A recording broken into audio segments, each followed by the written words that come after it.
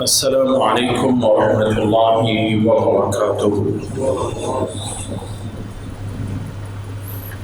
ان الحمد للہ نحمده ونستعینه ونستغفره ونعوذ باللہ من شرور انفسنا ومن سیئات اعمالنا،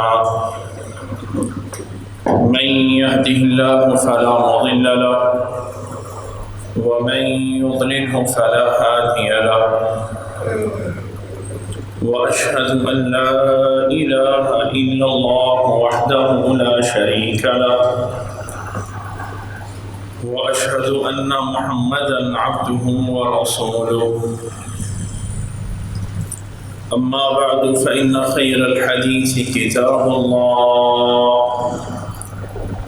وخير الهدي هدي محمد صلى الله عليه وسلم،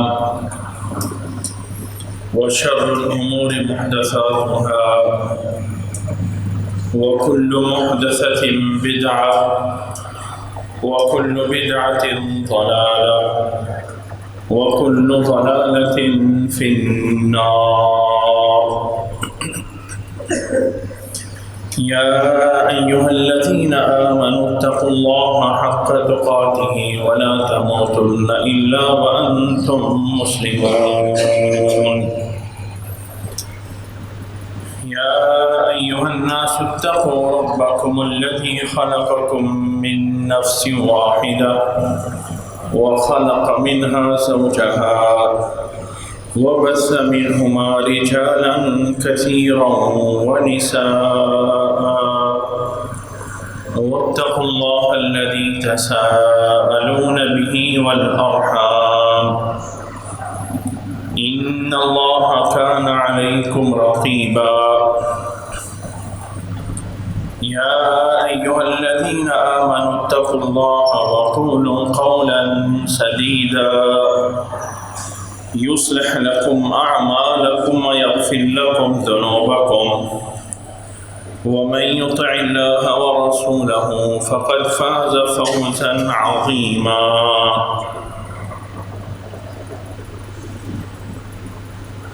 تمام تعریفیں اللہ رب العزت کے لیے ہیں، اور ہر قسم کی رحمت اور درود محمد صلی اللہ علیہ وسلم کی ذات گرامی پر ہو۔ میرے بھائی، گزشتہ جمعے میں یہود اور اسرائیل کے بارے میں تفصیلات بیان کی گئی تھیں، اور ایک مسلمان ہونے کے ناطے ہر انسان پہ لازم اور ضروری ہے کہ اللہ کے قرآن کو سمجھا جائے، اور اللہ تعالیٰ نے اپنے کلام قرآن مجید میں جتنے بھی انبیاء علیہم السلام اور قوموں کا ذکر کیا ہے، سب سے زیادہ بنی اسرائیل قوم کا ذکر کیا ہے، اور بنی اسرائیل کے جتنے بھی پیغمبر، بڑے پیغمبر ہیں، اللہ تعالیٰ نے ان کو قرآن مجید میں ان کا ذکر فرمایا ہے۔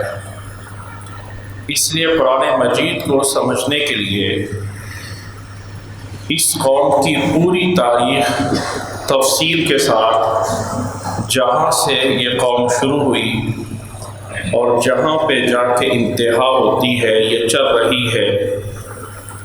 سارے کو ایک ایک کر کے بیان کرتے ہیں۔ اللہ تعالیٰ سے دعا ہے کہ اللہ تعالیٰ ہمیں تمام واقعات سے عبرت اور نصیحت لینے کی توفیق عطا فرمائے۔ قرآن مجید اللہ تعالیٰ کی کتاب ہے، اور قرآن مجید کے جو موضوعات ہیں، قرآن مجید میں جن موضوعات پہ، جن عنوانات کے تحت بات کی گئی ہے، بنیادی طور پہ وہ 3 قسم کے عنوان ہیں، 3 قسم کے موضوعات ہیں۔ ایک موضوع ہے اللہ تعالیٰ کی پہچان، اللہ تعالیٰ کی توحید، اللہ کی وحدانیت، اللہ کے ساتھ کوئی شریک نہیں ہے، وہ وحدہ لا شریک ہے، وہ تنہا ہے، وہ احد ہے، وہ صمد ہے، لم یلد ولم یولد ہے۔ قرآن مجید میں اس موضوع کو مختلف انداز میں بیان کیا گیا ہے، حتیٰ کہ قرآن مجید کی جو سب سے عظیم آیت جس کو قرار دیا گیا ہے، آیت الکرسی، یہ آیت بھی بنیادی طور پہ فضیلت یا فضل کا حق اس لیے رکھتی ہے کہ اللہ تعالیٰ نے اس آیت میں اپنی پہچان کرائی ہے کہ اللہ کون ہے۔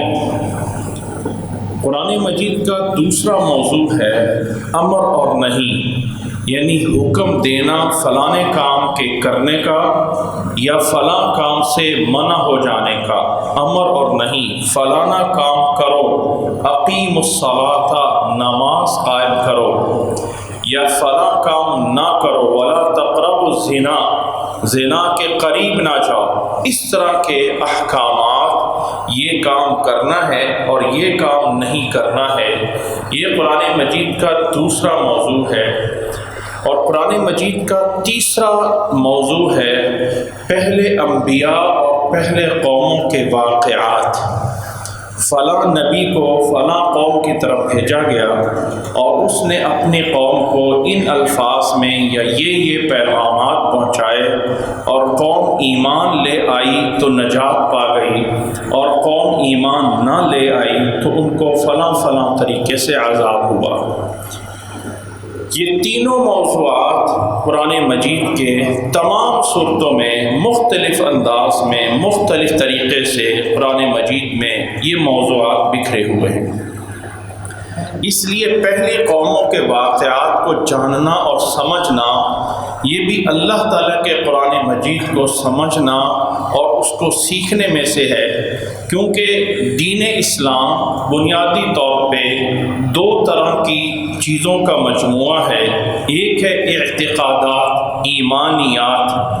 اللہ کے بارے میں اعتقاد کیا رکھنا ہے، اللہ کے انبیاء کے بارے میں ایمان کیا رکھنا ہے، فلاں قوم نے کیا کیا، فلاں نبی نے کیا کیا، ایمانیات۔ اور دوسرا ہے اعمال اور عبادات۔ اعمال اور عبادات بھی مقبول اس وقت ہوتے ہیں جب انسان کے اعتقاد اور انسان کے ایمان جو ہے وہ مضبوط ہو اور ان بنیادوں پر ہو جو اللہ نے یا اللہ کے رسول صلی اللہ علیہ وسلم نے بیان فرمائی ہیں۔ بنی اسرائیل قوم کو قرآن مجید کی روشنی میں بیان کرتے ہیں تو یہ آغاز ہوتا ہے حضرت ابراہیم علیہ السلام سے۔ یاد رکھ لیں کہ اللہ تعالیٰ نے دنیا میں جو بڑے پیغمبر یا بڑے رسل بھیجے ہیں، جنہیں اللہ تعالیٰ نے اولو العزم قرار دیا ہے، ان میں حضرت نوح علیہ السلام ہیں، حضرت ابراہیم علیہ السلام ہیں، حضرت موسیٰ علیہ السلام ہیں، حضرت عیسیٰ علیہ السلام ہیں، اور پھر سب سے افضل اور آخری نبی خاتم النبیین آنے والے حضرت محمد صلی اللہ علیہ وسلم ہیں۔ یہ 5 انبیاء اور رسل ایسے ہیں کہ جن کو اولو العزم اور بڑے پیغمبر کہا گیا ہے۔ اللہ تعالیٰ نے دنیا کا آغاز فرمایا آدم علیہ السلام سے، اور حضرت نوح علیہ السلام کی قوم کے ایمان نہ لانے کی وجہ سے جو طوفان آیا، وہ ایک ایسا طوفان تھا کہ دنیا سے انسان کی ہستی کو مٹا دیا گیا، سوائے ان لوگوں کے کہ جو حضرت نوح علیہ السلام کی کشتی میں سوار تھے۔ اس کے علاوہ روئے زمین کے اوپر ساری انسانیت ختم کر دی گئی۔ حضرت آدم علیہ السلام سے لے کے حضرت نوح علیہ السلام کا جو زمانہ ہے، اس کی مدت تقریباً 1010 صدیوں کے برابر ہے، یعنی 100 سال کی اگر ایک صدی ہے تو اس سے یا 10,000 سال، معذرت 10,000 سال کے قریب جو ہے یہ زمانہ ہے جو حضرت نوح علیہ السلام اور حضرت آدم علیہ السلام کے قریب یہ اندازہ ہے۔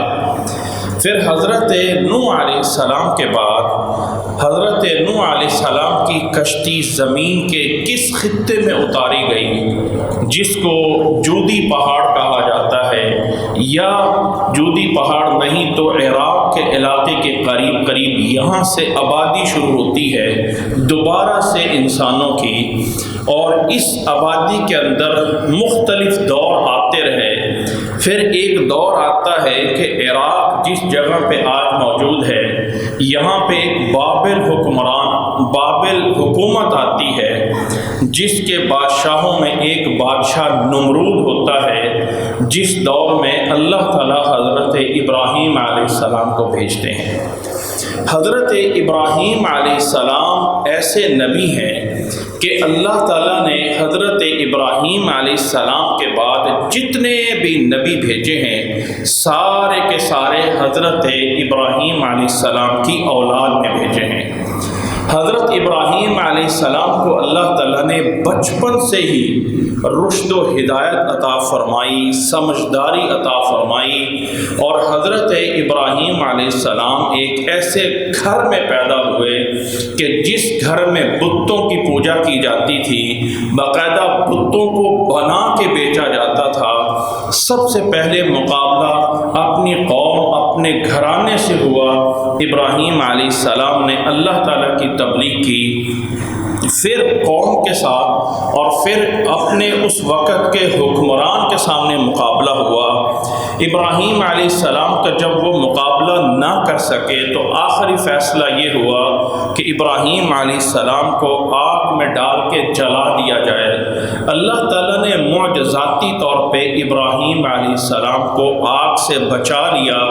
اور اللہ تعالیٰ کا یہ بہت بڑا معجزہ تھا۔ فرمایا وَقُلْنَا يَا نَارُ كُونِي بَرْدًا وَسَلَامًا عَلَىٰ إِبْرَاہِيمَ، کہ اللہ تعالیٰ نے براہ راست آگ کو حکم دے کے کہا کہ اے آگ ابراہیم علیہ السلام کے لیے ٹھنڈی ہو جا۔ ابراہیم علیہ السلام اس معجزے کے بعد اس علاقے کو چھوڑنے کا نظریہ یا اللہ تعالیٰ کی طرف سے اس علاقے سے ہجرت کر دینے کا حکم دے دیا۔ تو حضرت ابراہیم علیہ السلام ہجرت کرتے ہیں عراق سے مغرب کی طرف، جس طرف سورج غروب ہوتا ہے مغرب کی طرف، اور جا کے ٹھہرتے ہیں کعنان کی جگہ پہ، جس جگہ کو آج فلسطین کہا جاتا ہے۔ حضرت ابراہیم علیہ السلام کے ساتھ ہجرت کرنے والے ان کے بھائی کے ان کے جو ہے چاچا زاد حضرت لوط علیہ السلام بھی ہجرت کرتے ہیں، لیکن حضرت لوط علیہ السلام کو فلسطین کے قریب ایک دوسرے علاقے کی طرف بھیج دیا جاتا ہے، اور حضرت ابراہیم علیہ السلام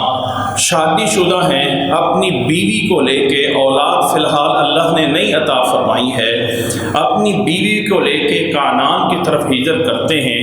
پھر یہاں کچھ دیر ٹھہرنے کے بعد اپنی ہجرت جاری رکھتے ہیں، اور آگے کعنان کی زمین سے گزر کے آگے مصر میں چلے جاتے ہیں۔ مصر میں ایک ظالم حکمران ہوتا ہے، اور وہ حضرت سارہ علیہ السلام جو کہ حضرت ابراہیم علیہ السلام کی بیوی ہیں، ان کے ساتھ ظلم یا زیادتی کرنے کی کوشش کرتا ہے۔ اللہ تعالیٰ معجزاتی طور پہ حضرت سارہ علیہ السلام کو محفوظ کرتے ہیں، اور جب حضرت سارہ علیہ السلام اللہ کے حکم سے محفوظ ہو کے ابراہیم علیہ السلام کے پاس واپس آتی ہیں اس ظالم بادشاہ سے بچ کر، تو ظالم بادشاہ اپنی ایک باندی جس کا نام ہاجرہ ہے، جس کے بارے میں اس کا خیال تھا کہ یہ بھی کوئی ایسی شخصیت ہے کہ اس کے ساتھ میں کچھ نہیں کر سکتا ہوں، گویا کہ اس کی نظر میں یہ باندی بھی کوئی عصیب زدہ ہے، یا جنات ہے، یا کوئی حور پری ہے، یا کوئی اور قسم کی مخلوق ہے کہ اس کے پاس کوئی نہیں جا سکتا ہے۔ تو حضرت ہاجرہ جو کہ ایک انسان ہوتی ہیں، اللہ تعالیٰ کی طرف سے اللہ نے انہیں محفوظ رکھا ہوتا ہے، وہ بھی سارہ علیہ السلام کو دے دیتے ہیں، اور دونوں واپس آتی ہیں۔ حضرت ابراہیم علیہ السلام اس ظالم حکمران سے بچ جاتے ہیں، اور دونوں کو لے کے پھر آگے جانے کی بجائے واپس پیچھے آتے ہیں، اور کعنان کی زمین میں رہ لیتے ہیں۔ کانان کی زمین میں رہنے کے بعد حضرت سارہ علیہ السلام بیوی ہیں اور حضرت ہاجرہ علیہ السلام ایک خادمہ ہیں، اولاد نہیں ہے، تو حضرت سارہ مشورہ دیتی ہیں کہ آپ حضرت ہاجرہ سے بھی نکاح کر لیں، شاید اللہ تعالیٰ کوئی اولاد دے دے۔ تو حضرت ابراہیم علیہ السلام حضرت ہاجرہ سے نکاح کر لیتے ہیں اور جلد ہی اللہ تعالیٰ ایک بیٹا عطا فرماتا ہے جس کا نام حضرت اسماعیل رکھا جاتا ہے۔ جب بیٹا پیدا ہو گیا، اللہ تعالیٰ نے بیٹا عطا فرما دیا حضرت ہاجرہ سے، تو اب اللہ کا حکم آ جاتا ہے کہ حضرت ہاجرہ اور اپنے اس بیٹے کو یہاں سے دور ایک وادی میں چھوڑ کے آؤ۔ تو فلسطین یا اس وقت کی کانان کی زمین سے حضرت ابراہیم علیہ السلام حضرت ہاجرہ کو لے کر ایک پانی کا مشکیزہ اور ایک کھجوروں کی جو ہے وہ گٹھلی یا ایک پنڈ جو ہے وہ کھجوروں کی لے کے ایک علاقے کی طرف چلتے ہیں جس کو حجاز کہا جاتا ہے، جس جگہ پہ اس وقت مکہ مکرمہ ہے، اور یہ فلسطین سے ایک مہینے کا سفر ہے۔ پورا مہینہ سفر کرنے کے بعد یہاں پہ صرف اور صرف پہاڑ ہیں، کوئی آبادی نہیں ہے۔ فی واد غیر ذی زرع، قرآن مجید کے الفاظ ہیں، ایک ایسی جگہ، ایک ایسی وادی جس میں کوئی پودا بھی نہیں ہے، صرف اور صرف پہاڑ، اور پہاڑ بھی چٹیل پہاڑ ہیں جس کے اوپر کوئی سبزہ نہیں ہے۔ یہاں پہ اسماعیل علیہ السلام جو بچے ہیں اور ان کی والدہ حضرت ہاجرہ علیہ السلام کو چھوڑ کے اتار کے، خود اترنے کا حکم نہیں ہے زمین پہ، ان کو اتارا ہے، زمین پہ بٹھایا ہے اور واپس چل پڑتے ہیں۔ حضرت ہاجرہ علیہ السلام پیچھے دوڑتی ہیں کہ ہمیں یہاں پہ چھوڑ کے کیوں جا رہے ہیں؟ اب اللہ کا حکم ہے، بولے نہیں ہے، کوئی جواب نہیں دے رہے ہیں، تو شاید اس میں حکمت یہ تھی اللہ تعالیٰ کی طرف سے اس حکم میں کہ کہیں بیٹے اور بیوی کی محبت میں آ کے اس حکم سے پیچھے نہ رہ جائیں۔ اللہ تعالیٰ ہی بہتر جانتا ہے، اللہ کا حکم بولنے کا بھی نہیں ہے۔ پھر بیوی نے یہ کہا کہ کیا یہ اللہ کا حکم ہے؟ کیا یہ اللہ کا حکم ہے جو ہمیں یہاں چھوڑ کے جا رہے ہو؟ تو اپنی گردن سے سر ہلا کے بتا دیتے ہیں کہ جی ہاں اللہ کا حکم ہے۔ تو الفاظ نقل کیے گئے ہیں، حضرت ہاجرہ علیہ السلام نے فرمایا اذن لا یضیعن اللہ، اگر یہ اللہ کا حکم ہے تو اللہ ہمیں کبھی ضائع نہیں کرے گا۔ پھر یہ تاریخ آگے مکمل لمبی تاریخ ہے کہ حضرت ہاجرہ علیہ السلام اور حضرت اسماعیل علیہ السلام اس وادی میں ٹھہرتے ہیں، اور یہاں پر پھر آگے آباد ہوتا ہے یہ علاقہ، اور آباد ہو کے ایک بہت بڑی ایسی جگہ بن جاتی ہے جس کو آج ہم مکہ مکرمہ کے نام سے جانتے ہیں۔ حضرت ابراہیم علیہ السلام کے یہ بیٹے اسماعیل علیہ السلام اللہ کے نبی تھے اور اپنے دور میں اپنی قوم کی اصلاح کرتے رہے، اور پھر ان کی اولاد میں کوئی نبی نہیں آیا۔ آگے چل کے بہت دیر بعد حضرت ابراہیم علیہ السلام کے بڑی دیر بعد جا کے قبیلہ قریش سے اللہ تعالیٰ نے اپنے نبی محمد صلی اللہ علیہ وسلم کو مبعوث فرمایا۔ ابراہیم علیہ السلام واپس چلے جاتے ہیں، اور فلسطین میں یا اس وقت کانان کی زمین میں اللہ تعالیٰ حضرت ابراہیم علیہ السلام کے واپس جانے کے بعد اللہ تعالیٰ سے دعا کرتے ہیں۔ 80 سال کی عمر ہو گئی ہے، اور اس میں دعا کرتے ہیں کہ اللہ تعالیٰ مجھے کوئی اور اولاد عطا فرما۔ تو اللہ تعالیٰ حضرت سارہ علیہ السلام کے سے پھر ایک دوسرا بیٹا عطا فرماتے ہیں جس کا نام حضرت اسحاق علیہ السلام رکھا گیا۔ حضرت اسحاق علیہ السلام اور حضرت اسماعیل علیہ السلام آپس میں بھائی ہیں۔ بڑے بھائی حضرت اسماعیل علیہ السلام ہیں جن کی والدہ کا نام حضرت ہاجرہ علیہ السلام، اور چھوٹے بھائی حضرت اسحاق علیہ السلام ہیں جن کا والدہ کا نام حضرت سارہ علیہ السلام ہے۔ اللہ تعالیٰ کا قانون کچھ اس طرح رہا ہے اس قوم کے اندر کہ اکثر ٹائم میں اس قوم کے اندر اللہ تعالیٰ نے 2 نبی مبعوث کیے رکھے ہیں، 2 نبی رہے ہیں۔ حضرت ابراہیم علیہ السلام کے زمانے میں حضرت لوط علیہ السلام، اور حضرت اسحاق علیہ السلام کے زمانے میں حضرت اسماعیل علیہ السلام، اور پھر حضرت اسحاق علیہ السلام کے بعد یہ قبیلہ جو حضرت ابراہیم علیہ السلام کی نسل سے آگے بڑھتا ہے، جو قبیلہ مسلمانوں کا قبیلہ ہے۔ حضرت ابراہیم علیہ السلام اولو العزم پیغمبر ہیں، اور جتنے بھی مسلمانوں کے نبی آئے ہیں ان میں حضرت محمد صلی اللہ علیہ وسلم کے بعد اگر کسی پیغمبر کا کوئی نام ہے تو وہ حضرت ابراہیم علیہ السلام ہے۔ حضرت ابراہیم علیہ السلام کے بعد حضرت اسحاق علیہ السلام، اور پھر اللہ تعالیٰ حضرت اسحاق علیہ السلام کو اس کانان کے علاقے میں بیٹا عطا فرماتے ہیں جس کا نام یعقوب علیہ السلام رکھا جاتا ہے۔ یعقوب علیہ السلام کو اللہ تعالیٰ نے بھی نبوت عطا فرمائی، اور حضرت یعقوب علیہ السلام کو اللہ تعالیٰ نے بہت اولاد سے نوازا۔ ان اولاد میں اللہ تعالیٰ نے حضرت یوسف علیہ السلام کا انتخاب فرمایا، اور بچپن کا وہ واقعہ جو حضرت یوسف علیہ السلام میں یوسف علیہ السلام کا پورا بیان ہوا ہے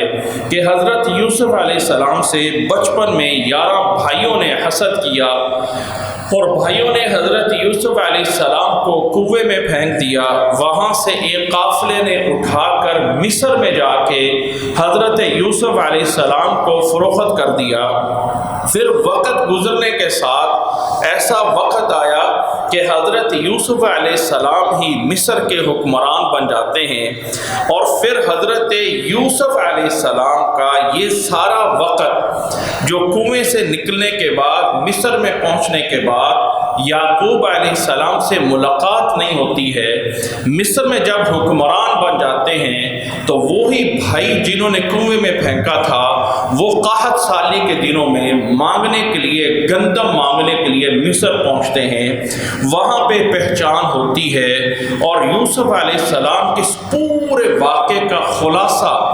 اللہ تعالیٰ سورۃ یوسف کے آخر میں ایک آیت میں بیان فرماتا ہے۔ قالوا أئنك لأنت يوسف قال أنا يوسف هذا أخي قد من الله علينا إنه من يتقي ويصبر فإن الله لا يضيع أجر المحسنين۔ بھائیوں نے کہا کہ کیا تم وہی یوسف ہے جسے ہم نے کنویں میں پھینکا تھا؟ تو فرمایا کہ ہاں میں وہی یوسف ہوں، اور یہ میرے بھائی ہیں جس کو میں نے اپنے پاس رکھا تھا۔ اور بھائی اگلا سوال کرتے ہیں کہ کس طرح کنویں سے تخت پہ کیسے پہنچے؟ تو آگے جواب دیتے ہیں قد من اللہ علینا، اللہ نے احسان کیا ہے، میرا کوئی کمال نہیں ہے، میرا کوئی علم، کوئی جلد بازی یا عقل مندی یا دانائی نہیں ہے۔ قد من اللہ علینا، یہ صرف اللہ کا احسان ہے۔ انہ من یتقی ویصبر، 2 کام ہیں، 2 عمل ہیں، 2 کام ہیں جو بندہ کر لیتا ہے تو اللہ تعالیٰ اس کو اس طرح کے مراتب عطا فرماتا ہے، اور اللہ اسے کبھی ضائع نہیں ہونے دیتا۔ وہ 2 عمل یہ ہیں، انہ من یتقی ویصبر، جو انسان صبر کرتا ہے اور اللہ تعالیٰ سے ڈرتا ہے اور تقوی اختیار کرتا ہے۔ ڈر اور تقوی ایک ہی چیز ہے، اور ڈر اور تقوی کا معنی ہے گناہوں سے بچنا اور گناہوں سے پرہیز کرنا۔ جو انسان صبر کرتا ہے اور تقوی اختیار کرتا ہے تو اللہ تعالیٰ ایسے لوگوں کو ضائع نہیں کرتا ہے۔ الغرض یوسف علیہ السلام کے ساتھ جب پہچان ہو گئی تو یوسف علیہ السلام اب اپنے بھائیوں سے درخواست کرتے ہیں کہ میرا وہ قبیلہ جو کنعان میں آباد ہے، والد یعقوب علیہ السلام ابھی تک زندہ موجود ہیں، تو ساروں کو وہاں سے لے کر مصر میں آ جاؤ۔ اور پھر بھائی واپس آتے ہیں اور یعقوب علیہ السلام اور یہ پورا قبیلہ جو کہ سارا کا سارا یعقوب علیہ السلام کی اولاد ہوتی ہے، جس میں تقریباً کوئی مورخین نے مختلف تعداد لکھی ہے، تقریباً کوئی 90 کے قریب افراد ہوتے ہیں جو یعقوب علیہ السلام کی اولاد، پھر اولاد کی اولاد اور ان کے آگے اولاد، یہ سارا کا سارا قبیلہ کوئی 90 افراد جو ہے وہ کنعان سے ہجرت کر کے مصر میں پہنچ جاتے ہیں، اور مصر میں اس قبیلے کی حکومت ہوتی ہے۔ لیکن یہ قبیلہ اقلیت میں تھوڑی تعداد میں ہوتا ہے، لیکن اللہ تعالیٰ کی طرف سے حضرت یعقوب علیہ السلام بھی اللہ کے نبی ہیں اور حضرت یوسف علیہ السلام بھی اللہ کے نبی ہیں۔ دو نبی اللہ تعالیٰ کے زمین پہ موجود ہیں، اور آہستہ آہستہ اس علاقے کی اصلاح ہوتی ہے۔ یہ علاقہ جو ہے وہ تہذیب اور تمدن کے عروج پہ پہنچتا ہے۔ تہذیب اور تمدن کے عروج پہ دنیا کی ہر طرح کی آسائشیں موجود ہوتی ہیں۔ پھر اللہ تعالیٰ حضرت یعقوب علیہ السلام کو اور حضرت یوسف علیہ السلام کو اپنے پاس بلا لیتا ہے، اور یہ کچھ زمانہ ایسا آتا ہے کہ جس وقت اللہ کی طرف سے کوئی نبی نہیں ہے، یہ قبیلہ پھلتا پھولتا رہتا ہے، بڑھتا رہتا ہے، لیکن مصر کے دوسرے قبائل کے نتیجے میں یہ قبیلہ تھوڑا ہوتا ہے۔ ایک وقت آتا ہے کہ اسی قبیلے کے اندر پھر سرکشی اور اللہ کی نافرمانی آ جاتی ہے، اور نافرمان ہوتے ہوتے مصر کی حکومت اس قبیلے کے ہاتھ سے چلی جاتی ہے اور دوسرے مخالف قبطی قوم کے ہاتھ میں آ جاتی ہے، جس میں حکمران فرعون کہلاتے ہیں۔ فرعون کہلاتے ہیں، اور پھر وہ فرعون کا زمانہ آتا ہے کہ جس میں فرعون کو یہ شک ہے کہ یہ بنی اسرائیل کا واحد قبیلہ جو مصر میں آباد ہے، یہ میری تباہی کر سکتا ہے، اس کے علاوہ دوسروں سے مجھے کوئی خطرہ نہیں ہے۔ تو وہ فرعون بنی اسرائیل پہ ظلم کرتا ہے۔ اللہ تعالیٰ نے فرمایا ہے کہ ان کے بچے یا ان کے مردوں کو قتل کرتا تھا اور عورتوں کو چھوڑ دیتا تھا۔ عموماً ایک چیز بیان کی جاتی ہے کہ فرعون کو خواب آیا تھا کہ بنی اسرائیل میں کوئی بچہ پیدا ہونے والا ہے، جس کی وجہ سے جو ہے جس بچے نے آ کے تیری حکومت کو ختم کرنا ہے، لیکن یہ خواب والی بات کسی معتبر روایت میں نہیں ہے، معتبر روایت میں نہیں ہے۔ غالب یہ ہے کہ وہ فرعون بنی اسرائیل کی قوت کو کمزور کرنے کے لیے، کیونکہ ایک دن کے پیدا ہونے والے بچوں کو چھوڑ دیتا تھا اور دوسرے دن کے پیدا ہونے والے بچوں کو قتل کرتا تھا، روزانہ کے طور پہ قتل نہیں کرتا تھا، اس لیے کہ جس دن وہ قتل کرتا تھا اس دن موسیٰ علیہ السلام پیدا ہوئے، اور جس دن وہ قتل نہیں کرتا تھا موسیٰ علیہ السلام کے دوسرے بھائی حضرت ہارون علیہ السلام پیدا ہوئے تھے۔ تو فرعون کی اصل وجہ قتل کرنے کی یہ تھی کہ کسی طریقے سے بنی اسرائیل کی قوت کو کمزور کیا جائے، یہ قوم دوبارہ سے اپنا سر نہ اٹھا سکے، اور اس قوم کے اوپر ظلم ڈھائے جاتے تھے۔ آخر پھر اللہ تعالیٰ نے موسیٰ علیہ السلام کو پیدا فرمایا اس دن میں کہ جس دن فرعون بچوں کو قتل کرتا ہے، اور اللہ تعالیٰ نے موسیٰ علیہ السلام کی والدہ کے ذہن میں یہ بات ڈال دی کہ اس بچے کو ایک صندوق میں یا ایک چیز میں ڈال کے دریا کے اندر ڈال دو، اللہ تعالیٰ اس کی خود حفاظت فرمائے گا۔ اسی طرح کیا گیا، موسیٰ علیہ السلام کو ایک جو ہے چھوٹے سے لکڑی کے تختے میں ڈال کے دریا میں چھوڑ دیا گیا، اور وہ دریا میں بہتا بہتا فرعون کے محل میں پہنچ گیا۔ فرعون کی بیوی حضرت آسیہ جو کہ بعد میں مسلمان ہو گئی تھی، اور فرعون کے گھر میں کوئی اولاد نہیں تھی، اور موسیٰ علیہ السلام کی شکل نورانی تھی، خوبصورت بچہ تھا، تو بیوی نے کہا فرعون سے کہ یہ خوبصورت بچہ ہے، اس کو قتل نہ کریں، کریں، شاید کہ ہم اس کو بعد میں اپنی اولاد بنا لیں۔ اس طرح کر کے اللہ تعالیٰ نے موسیٰ علیہ السلام کی پرورش کے لیے، اس کی تربیت کے لیے یا اس کے رہن سہن کے لیے فرعون کے گھر ہی جگہ دی۔ فرعون کے گھر کے اندر موسیٰ علیہ السلام کو پالا گیا، دودھ پلانے والی بلائی گئی تو کوئی بھی کسی بھی عورت کا دودھ موسیٰ علیہ السلام نے نہیں پیا۔ پھر جو ہے وہ حضرت موسیٰ علیہ السلام کی والدہ کو جیسے دوسری عورتوں کو پلایا جا رہا تھا، بلایا جا رہا تھا، اسی طرح موسیٰ علیہ السلام کی والدہ بھی پہنچی تو حضرت موسیٰ علیہ السلام نے اپنی ہی ماں کا دودھ پینا شروع کر دیا۔ اس طرح کر کے اللہ تعالیٰ نے موسیٰ علیہ السلام کی پرورش کی۔ موسیٰ علیہ السلام بڑے ہوئے، اللہ تعالیٰ نے نبوت عطا فرمائی اور پھر اسی فرعون کے ساتھ مقابلہ ہوا۔ نتیجتاً حضرت موسیٰ علیہ السلام کا ایک ہی دعویٰ تھا فرعون سے کہ یا تو مسلمان ہو جاؤ، اور اگر مسلمان نہیں ہوتے ہو تو پھر بنی اسرائیل قوم پہ جو ظلم ہو رہا ہے اس ظلم کو بند کر دیا جائے اور یہ ساری کی ساری قوم یہاں سے چلی جائے، یہاں مصر کو چھوڑ کے ان کو لے جانے دیا جائے، تاکہ میں اس قوم کو لے جا کے واپس جہاں سے ہمارے آباء و اجداد ہجرت کر کے آئے تھے کنعان کی زمین سے، وہاں ہم واپس چلے جائیں۔ فرعون نہ ہی جانے دیتا ہے اور نہ ہی ظلم اور بربریت کو جو ہے وہ کم کرتا ہے۔ نتیجتاً پھر موسیٰ علیہ السلام کو اللہ تعالیٰ بچا لیتا ہے کہ راتوں رات پوری قوم کو لے کے نکلتے ہیں اور آگے سمندر ہے، پیچھے فرعون ہے۔ اللہ تعالیٰ معجزاتی طور پہ اس سمندر یا اس دریائے قلزم سے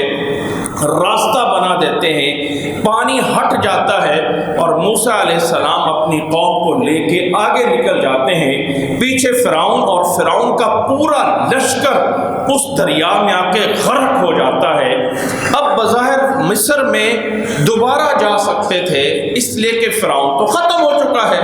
فرعون کی فوج تباہ ہو گئی ہے، لیکن اللہ تعالیٰ کا حکم یہ تھا کہ نہیں، اب واپس نہیں جانا بلکہ واپس پیچھے اپنی اصل زمین کی طرف جانا ہے جس کا نام کنعان ہے۔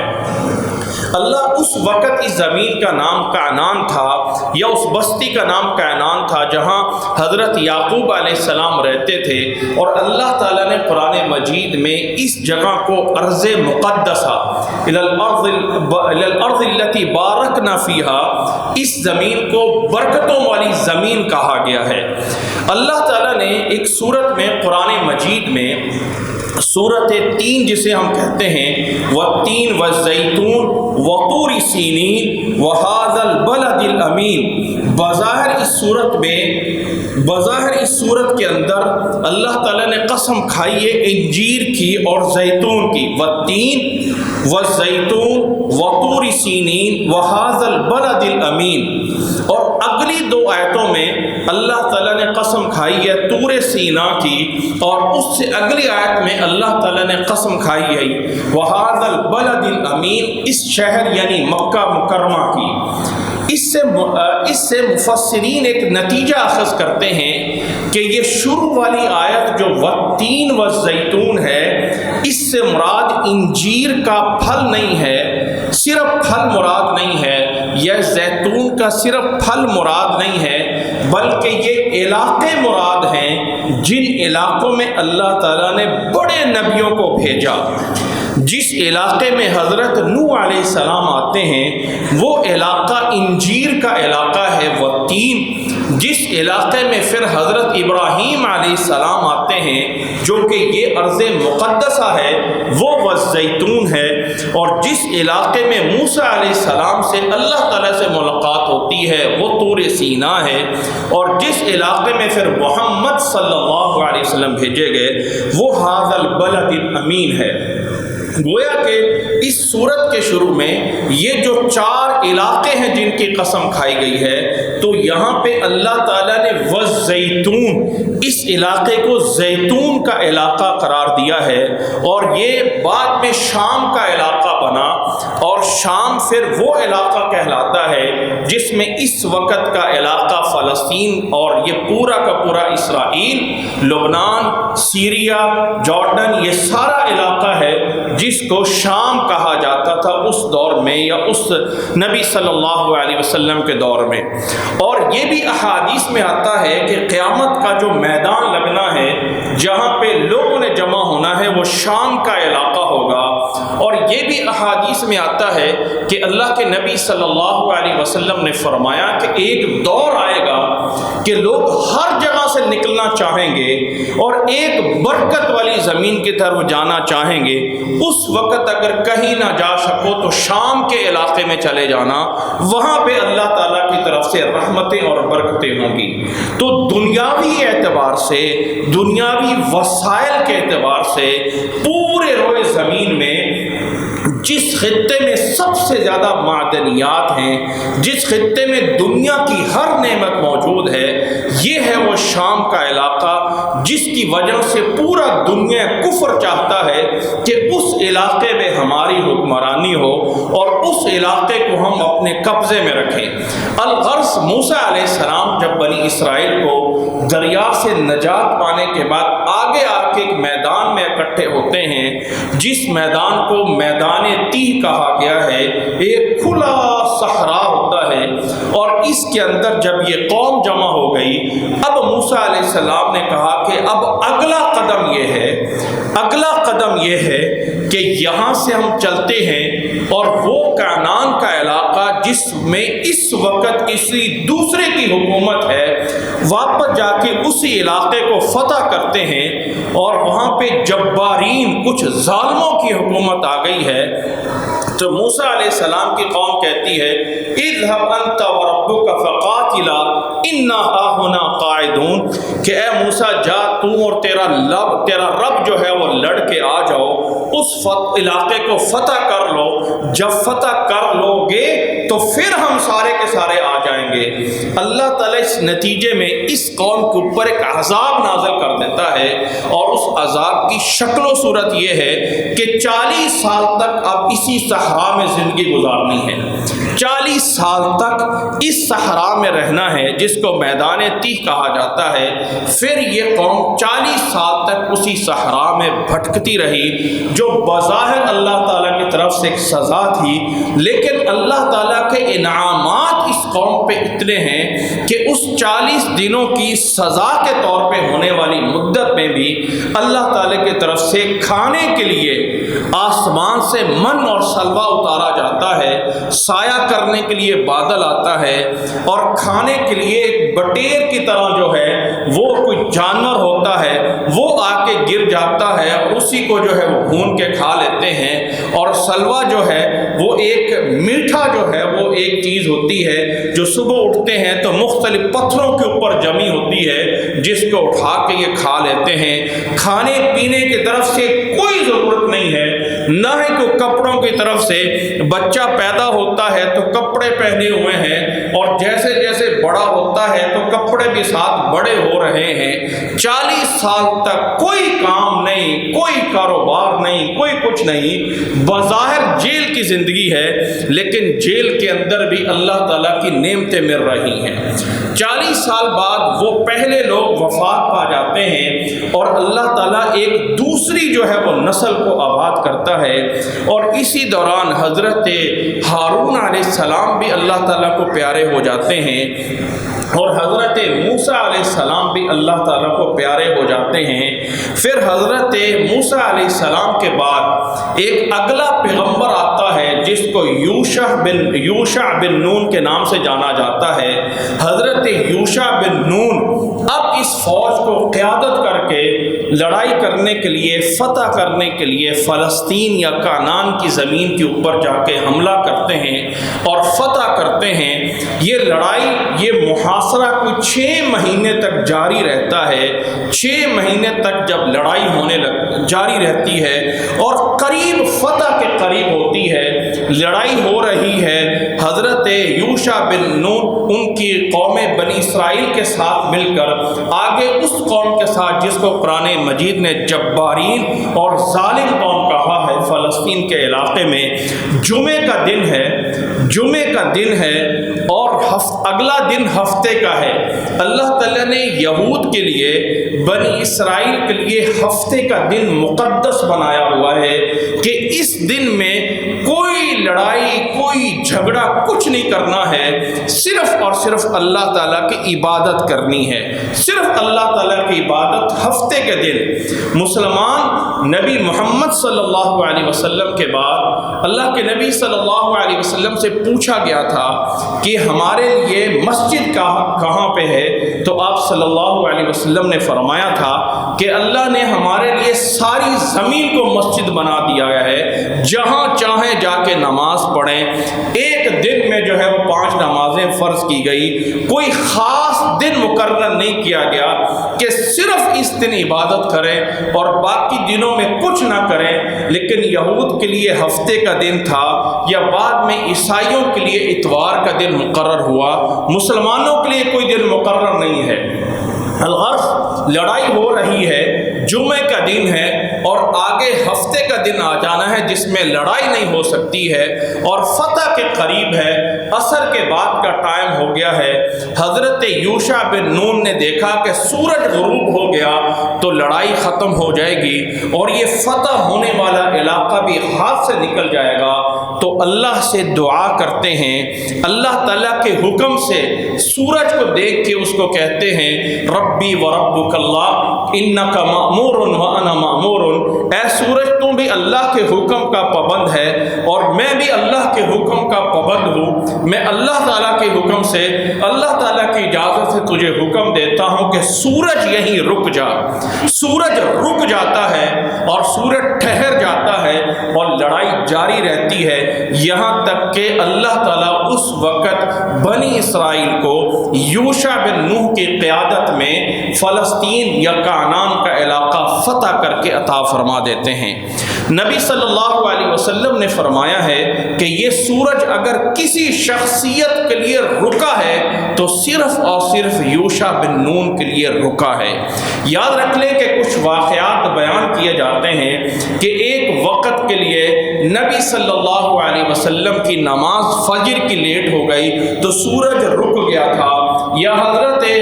علی رضی اللہ تعالی عنہ اللہ کے نبی صلی اللہ علیہ وسلم کے داماد ہیں، حضرت حسن اور حضرت حسین رضی اللہ تعالیٰ عنہ کے والد ہیں، اللہ کے نبی صلی اللہ علیہ وسلم کے چاچا زاد بھائی ہیں۔ یہ کہا جاتا ہے کہ حضرت علی رضی اللہ تعالیٰ عنہ کے لیے سورج رک گیا تھا، پھر نماز پڑھی اور پھر جو ہے وہ سورج جو ہے وہ دوبارہ چلا۔ تو یاد رکھ لیں کہ یہ ساری کی ساری روایات ضعیف ہیں، جھوٹ ہیں، جو تاریخ اسلام کے اندر ان کا کوئی حوالہ نہیں ہے، صرف سنی سنائی اور قصے اور کہانیوں کی باتیں ہیں۔ نبی صلی اللہ علیہ وسلم نے فرمایا ہے کہ اگر سورج کسی کے لیے رکا ہے تو وہ صرف اور صرف یوشع بن نون کے لیے رکا ہے۔ پھر یہ علاقہ فتح ہو جاتا ہے اور یہاں پہ مسلمان آباد ہو جاتے ہیں اور یہ بنی اسرائیل کی قوم یہاں پہ حضرت یوشع بن نون کی قیادت میں فلسطین اور کعنان کے علاقے میں رہتی ہے اور اللہ تعالیٰ کی طرف سے رحمتیں اور برکتیں جو ہوتی ہیں۔ لیکن کعنان کی زمین اس وقت بہت بڑی زمین ہوتی ہے، ابھی پورا علاقہ فتح نہیں ہوا ہوتا کہ حضرت یوشع بن نون بھی اللہ تعالیٰ کے پاس چلے جاتے ہیں، انتقال کا فرما جاتے ہیں، اور پھر بنی اسرائیل کی قوم اسی طرح رہتی ہے، اسی کشمکش میں رہتی ہے۔ پھر اس قوم کے اندر اللہ تعالیٰ کی طرف سے نافرمانیاں آ جاتی ہیں اور پھر اس قوم کے اوپر ظالم لوگ جو ہے اس کے اوپر حملہ کرتے رہتے ہیں۔ پھر ایک وقت آتا ہے، ہر دور میں اللہ تعالیٰ نے کوئی نہ کوئی نبی بھیجے رکھا ہے جو ان کی اصلاح کرتا رہے۔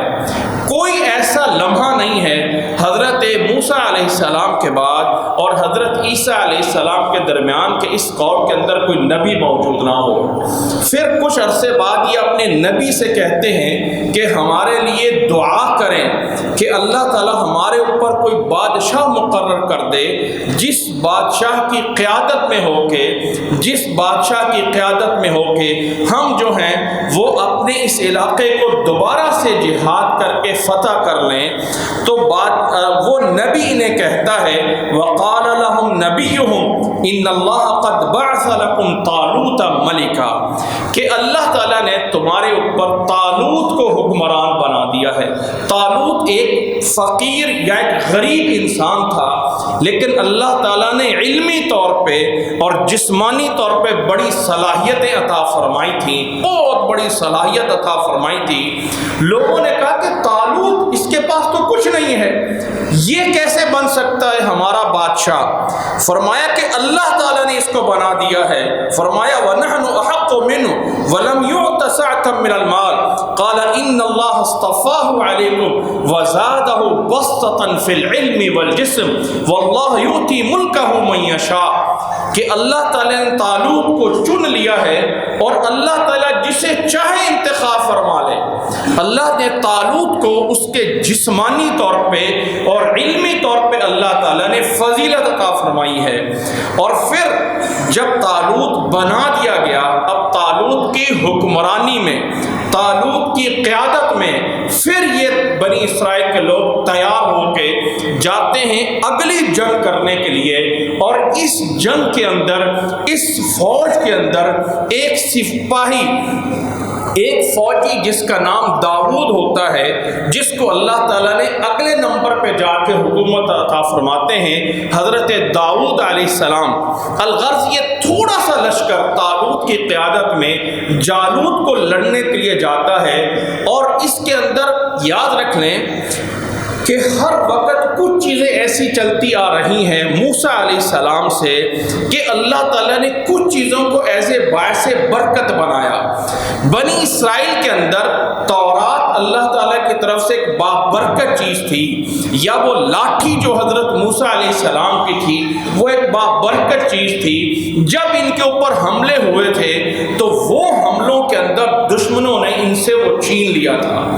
اللہ تعالیٰ نے طالوت کی حکمرانی کی نشانی عطا فرمائی کہ وہ تابوت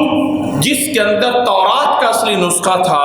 یا اس میں موسیٰ علیہ السلام کی لاٹھی تھی، یا کوئی بھی چیز تھی جس کو اللہ نے باعث برکت بنایا ہوا تھا، اس تابوت اور اس صندوق کو فرشتے اٹھا کے لائیں گے۔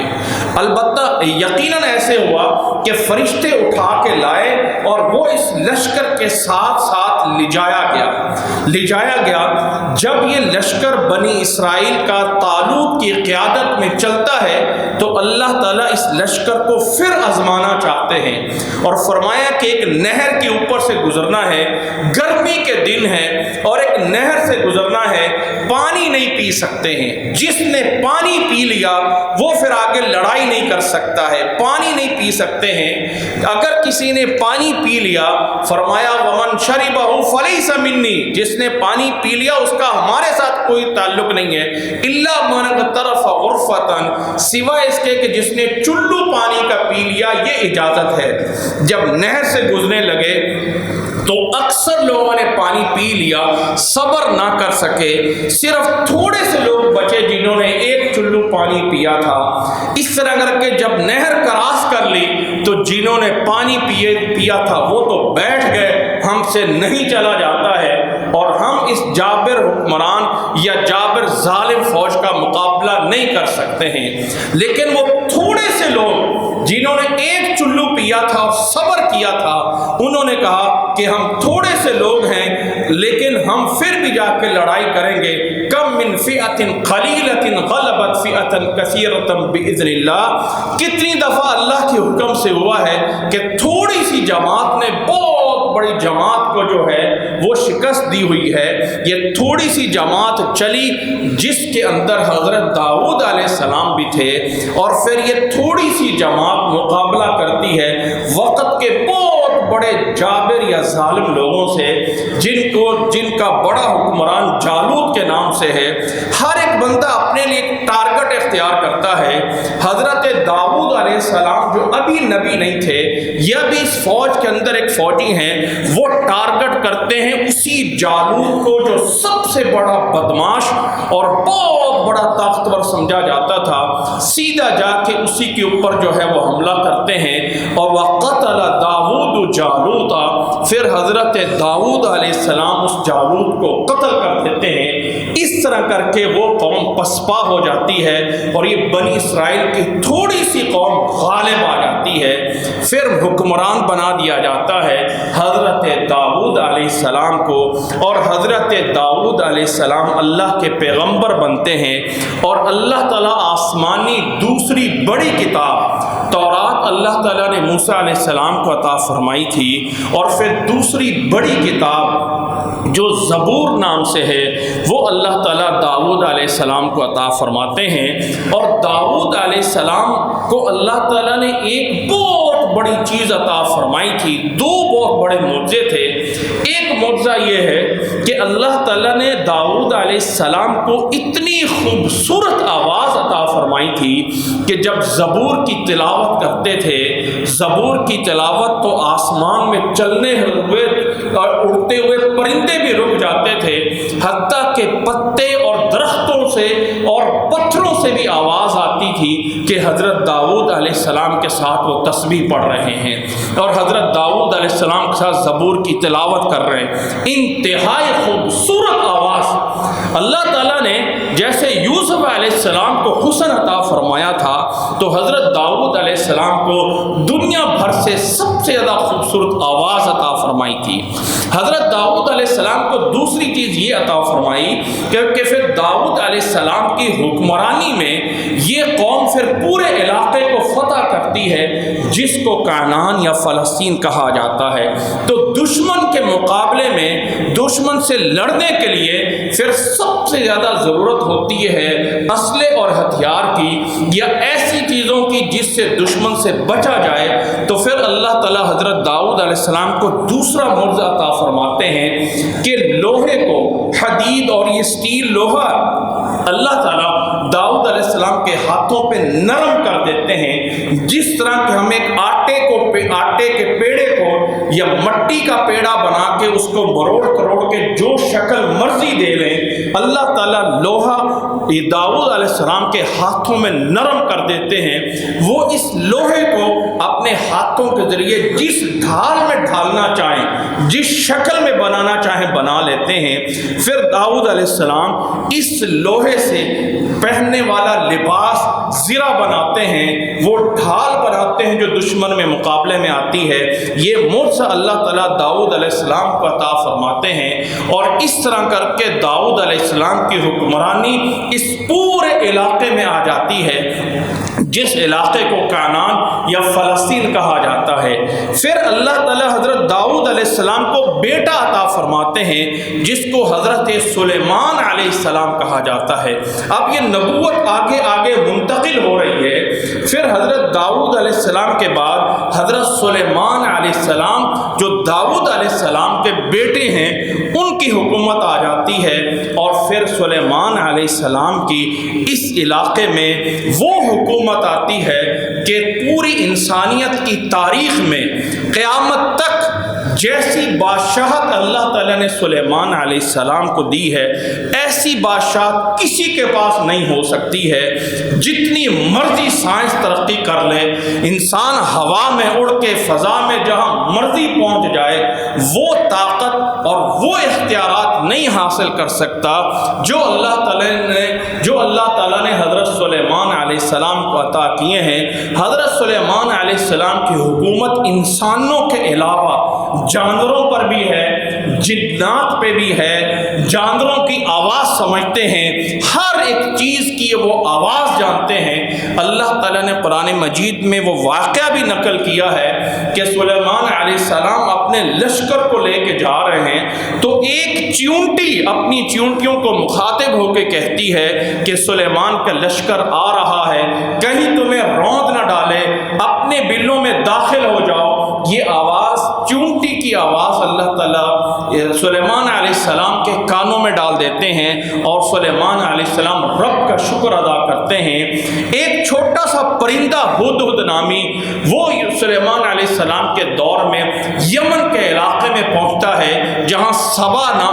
سبا قوم کی حکومت ہوتی ہے اور وہاں ایک ملکہ بلقیسہ کی حکومت ہوتی ہے، جس کی اطلاع ایک پرندہ ہدہد لا کے حضرت سلیمان علیہ السلام کو دیتا ہے کہ وہاں ایک قوم ایسی میں نے دیکھی ہے کہ دنیا کے سارے اسباب موجود ہیں، اوتیت من کل شیء وَلَهَا عَرْشٌ عَظِيمٌ، بڑا تخت ہے اس بادشاہت کا، لیکن عجیب بات یہ ہے کہ وہ سورج کی پوجا کرتے ہیں، سورج کی عبادت کرتے ہیں۔ یہ خبر لانے والا ایک پرندہ ہدہد نامی ہے، کوئی انسان نہیں ہے۔ سلیمان علیہ السلام کی حکومت میں پھر سلیمان علیہ السلام اس قوم کو پیغام بھی اسی پرندے کے ذریعے بھیجتے ہیں۔ آخر میں وہ ملکہ بلقیس جو ہے وہ وہاں سے مسلمان ہو کے ادھر سلیمان علیہ السلام کے پاس پہنچتے ہیں، اور سلیمان علیہ السلام کا مقر یا حکومت وہی اس وقت کا شہر یروشلم فلسطین یہی علاقہ ہوتا ہے جہاں حضرت سلیمان علیہ السلام کا مین دار الخلافہ ہوتا ہے۔ پھر یہاں پہ حضرت سلیمان علیہ السلام اللہ کا گھر تعمیر کرتے ہیں، اللہ کا گھر بناتے ہیں جس سے بیت المقدس یا مسجد اقصی کہا جاتا ہے۔ یہ اس کی بنیادی تعمیر پہلے سے حضرت آدم علیہ السلام سے موجود ہے۔ جس طرح کہ ابراہیم علیہ السلام نے جب کعبہ بنایا تھا اللہ کا گھر تو بنیادیں پہلے سے موجود تھیں، طوفان نوح کے اندر وہ دب گیا تھا۔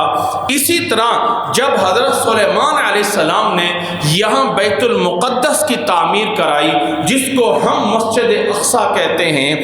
یہود اس کو ہیکل سلیمانی کہا جاتا ہے کہتے ہیں، اور ہیکل اس لیے کہتے ہیں کہ وہ بڑی عظیم مسجد تھی، بہت بڑی اللہ تعالیٰ کی عظیم عبادت گاہ تھی، یہاں تک کہ جب ملکہ بلقیس وہاں پہنچتی ہے تو اسے کہا گیا کہ داخل ہو جاؤ اس میں، قیل لا ادخل الصرح، کہ اس محل میں داخل ہو جاؤ۔ وہ اپنے پاؤں کا کپڑا اوپر اٹھانے لگتی ہے کہ شاید پانی ہے، فرمایا یہ پانی نہیں ہے، یہ جو ہے وہ شیشہ ہے، مبربد ہے، وہ شیشہ ہے، شیشے کا محل بنا ہوا تھا جس کو ہیکل سلیمانی یا وہ محل تعمیر کیا گیا حضرت سلیمان علیہ السلام۔ اور یہ محل اتنا بڑا تعمیر ہوتا رہا کہ حضرت سلیمان علیہ السلام کی پوری حکومت کے دور میں، حتیٰ کہ حضرت سلیمان علیہ السلام اپنے آخری وقت میں اپنی لاٹھی کے سہارے پہ کھڑے ہو گئے اور جنات تعمیر کر رہے تھے، جنات لگے ہوئے تھے تعمیر کرنے میں، اور اللہ تعالیٰ نے جنوں کو روب ڈال دیا کہ سلیمان علیہ السلام کھڑے دیکھ رہے ہیں، لیکن اللہ تعالیٰ نے سلیمان علیہ السلام کو اپنے پاس بلا لیا تھا۔ ان کا جسم لاٹھی کے سہارے پہ کھڑا رہا، کتنا عرصہ کھڑا رہا اور تعمیر جاری رہی۔ آخر اس لاٹھی کو وہ دیمک لگ گئی، وہ کیڑا لگ گیا جو اس لاٹھی کی لکڑی کو کھاتا ہے، اور جب وہ لکڑی کو وہ دیمک لگی اور وہ لاٹھی جو ہے وہ ٹوٹی تو حضرت سلیمان علیہ السلام زمین پہ آئے، تو تب جنوں کو پتہ چلا کہ او سلیمان علیہ السلام تو اللہ کے پاس جا چکے ہیں۔ اگر غیب کو جانتے ہوتے، اگر جنات غیب کو جانتے ہوتے، قرآن مجید نے فرمایا ہے، تو کبھی بھی یہاں کام نہ کرتے رہتے۔ سلیمان علیہ السلام کے دور میں پھر وہ جنات محل تعمیر کر چکے ہیں، ہیکل سلیمانی، بہت عظیم عمارت، بہت بڑی مسجد اقصی، مسلمان ہم اس کو مسجد اقصی کے نام سے جانتے ہیں، کیونکہ اسی جگہ پہ اللہ کے نبی صلی اللہ علیہ وسلم نے تمام انبیاء کی امامت کرائی ہے معراج کی رات میں۔ وہ پہلی مسجد ہے مسلمانوں کی، اتنی عظیم مسجد جو بہت بڑی مسجد تھی۔ پھر حضرت سلیمان علیہ السلام اللہ کے پاس چلے جاتے ہیں، اور پھر ایک اگلا دور شروع ہوتا ہے اس قوم کے اندر، جس کے بارے میں تفاصیل آگے چلتی رہیں گی۔ آج یہیں تک بیان کرتے ہیں، آگے کی تفاصیل، آگے یہ قوم کس طرح کن مراحل سے گزر کے حضرت محمد صلی اللہ علیہ وسلم کے دور تک پہنچتی ہے، اور پھر محمد صلی اللہ علیہ وسلم سے لے کے آج تک کے اس قوم کے جو واقعات ہیں وہ چلتے رہیں گے۔ اللہ سے دعا ہے کہ اللہ تعالی ہمیں گزشتہ واقعات سے عبرت حاصل کرنے کی توفیق عطا فرمائے، اور اللہ تعالی ہمیں صحیح مسلمان بننے کی توفیق عطا فرمائے، اور اللہ تعالی ہمیں اپنے انبیاء اور اپنے صحابہ اور ان ائمہ کرام سلف صالحین ان کے نقش قدم پہ چلنے کی توفیق عطا فرمائے۔ جزاکم اللہ و احسن الجزاء، وآخر دعوانا ان الحمد للہ رب العالمین۔